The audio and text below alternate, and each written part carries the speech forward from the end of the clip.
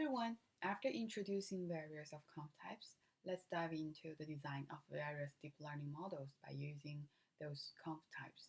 To start with, let's see Lenet, which was first designed in 1990s. It's very straightforward and simple. Two conf layers and two subsampling layers, and then connected with three fully connected layers. This is the source code of implementing Lenet. As there are two conf layers, let's define them first. Conf1 is the first conf, and we use PyTorch API and Endor conf2d. The input channel is 1, the output channel is 6, and the kernel size is 5 times 5. And the other parameters, we will use the default values. Let's calculate the size of the feature map.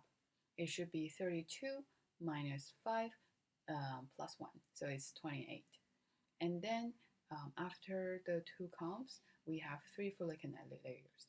The first one, the input size is 16 times 5 times 5, output size is 120, and then the second FC input is 120, output is 84, and then the third FC input is 84, and output is 10, which is the 10 classes.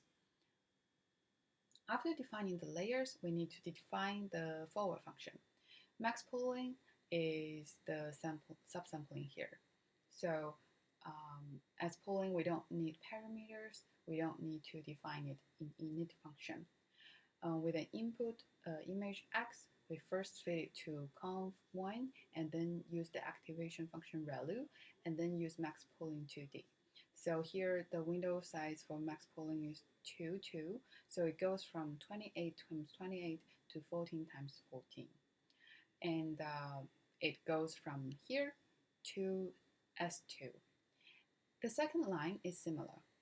We feed x to conf2, and then with a relu, and then with max pooling 2d. Here, the window size is 2, meaning that it's a square, so it's also 2, 2. And it goes from 10 times 10 to 5 times 5. So it goes from S2 to S4.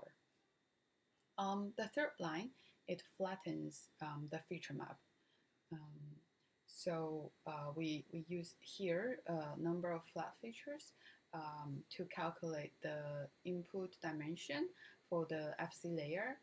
So here it should be 16 times 5 times 5. And then it connects to the second fully connected layer, and then connect to the third fully connected layer.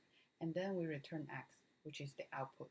For PyTorch, we need to do two things. First is the init function. We need to define the network structure in init function. And then we need to define the forward function. We don't need to worry about the backward function because PyTorch will calculate it for us. So this is a simple architecture of neural network.